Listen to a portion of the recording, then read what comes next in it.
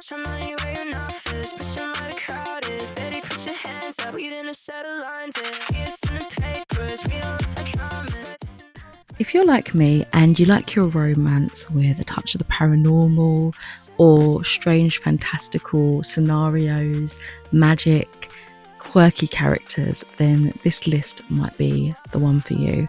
I have curated a little bit of a TBR by shopping my shelves and seeing what books are, romantasy, paranormal romance, or this blend that has been coming up quite a lot recently, where it's not quite urban fantasy in the traditional sense, I guess. I have a very specific type of book that I think of when I think of urban fantasy, but we are in like modern time periods, today's world, and there just so happens to be like shifters and, vampires and witches, and it's very much your normal everyday thing. It's okay. And there's a romance. I guess that is urban fantasy or urban fantasy romance, paranormal romance, but it's got a little bit of a caveat to me that makes it feel different to the likes of what you'd see in like the 2012s. So here we are with these kind of vibes in books for a TBR. So if you're wanting to feel summery and romantic and you don't want the heavier, darker reads that I have shared in a separate TBR video, then this might be a nice alternative for you. So we are starting off with Sangu Mandana.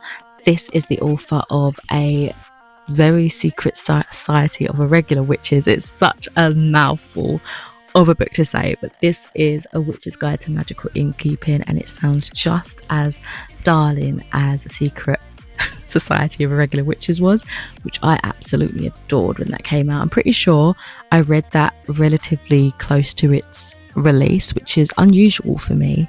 Unless I'm reading like an arc or something, I don't typically pick up something as soon as it's, I don't know why. I think I feel guilty that I have all these books on my unread shelves and I'm reading something new. Like, how dare I? Do you know what I mean? Anyway, this sounds just as cutesy, cozy and romantic and magical as that one did. We're following our main character, Sarah, who was once one of the most powerful witches in Britain until she brought back to life her recently dead auntie and pretty much lost all the power that she had. She is now helping her friend run a magical inn, and she's just, longing for the life that could have been. And then she stumbles on a spell that might give her just that back. She bumps into Luke, who is a magical historian, and I'm guessing romantic entanglements ensue. He's probably got a little bit more know-how into what she's doing. I fear it might be a grumpy sunshine romance. I think that's what the Irregular Society of Secret Witches was, and if so, it was done so well, so I'm hoping we get that here, and it just sounds absolutely darling. So one for the witches, let's go. I saw Critical Role and I was like, yes, give me. This is Thea Guanzon's Tusk Love, and it sounds so cute and a little bit silly, but in the best way, like not in a negative at all, and romantic and darling, and it's pretty. It's just such a pretty cover. There's so much praise for this book. It looks like it is a really fun time. This one has some really gorgeous like end pages as well. Oh my goodness, and I've only just now noticed that it's got like a little extra bonus background thing. It says on the very end, psst, hey, look underneath for Jess Delavor's super cool bonus jacket image. Shall we have a look? Oh, this is stunning. Look at that. That is so pretty. How did I not know until now that this was under there? That is gorgeous. Can you see that? How beautiful is that? I love it. I absolutely love it. I don't know which side I prefer. They're both beautiful for various different reasons. This is so cool. And the eggplant plummy kind of under jacket is just as gorgeous. So this is from the author of The Hurricane Wars, which I have yet to read, but again, I've heard fantastic things from. And we are following a merchant's daughter who is longing and yearning for a life full of adventure, and I believe she gets just that when she stumbles into a mysterious stranger. It's described as saucy and part of the romantasy subgenre, and I think this is going to be so much fun. I am slowly making my way through the Shade of Vampire books by Bella Forrest. The next one that I have to read is the third, and this is A Castle of Sand. And we're following Derek and Sophia. So Derek is a vampire, and he's part of this kind of underworld vampire coven called the Shade. Bella is one of the humans that his people have stolen away to this secret island, and although she's there against her will, of course, she begins to feel feelings for her captor. It is kind of dark romance. It's toxic as fuck.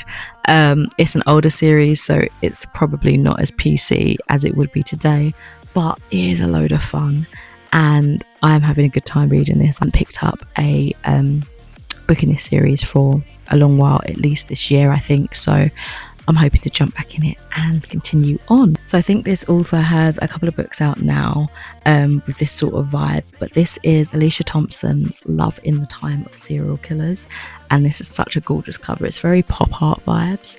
It says, can true love survive her true crime obsession? And again, it sounds like one of those funny kind of witty play on, you know, a very much popular genre of entertainment, if you can call it that. I know true crime is much deeper than that, and there's lots of depth to it, but I think this character is just really into it, and it sounds like a lot of fun.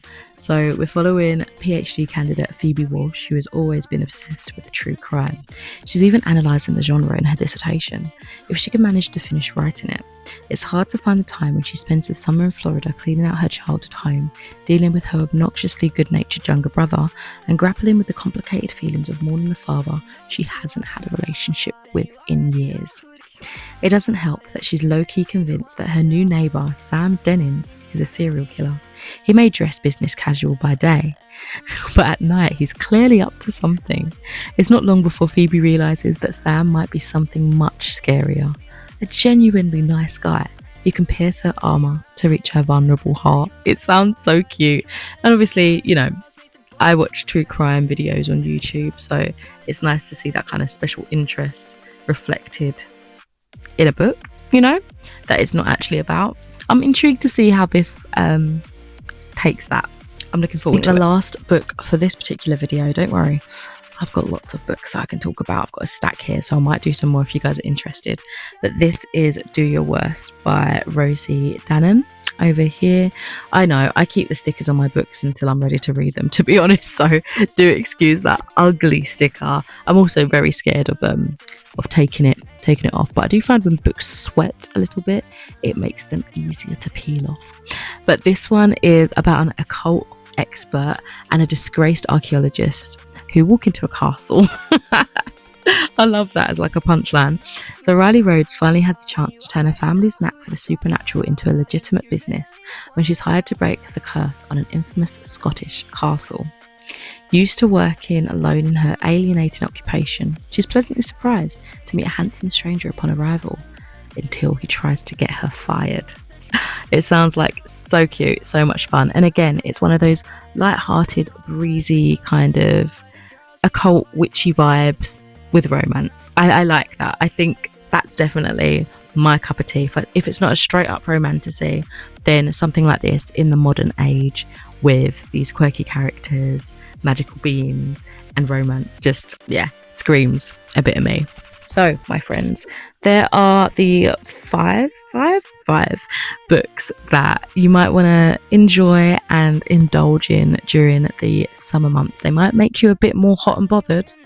I don't know. I've not read them yet, so only time will tell. But I do hope you've enjoyed this video. If you have any other recommendations, as usual, I would love to hear them. Thank you so much for watching, and I'll catch you in another video soon. Bye.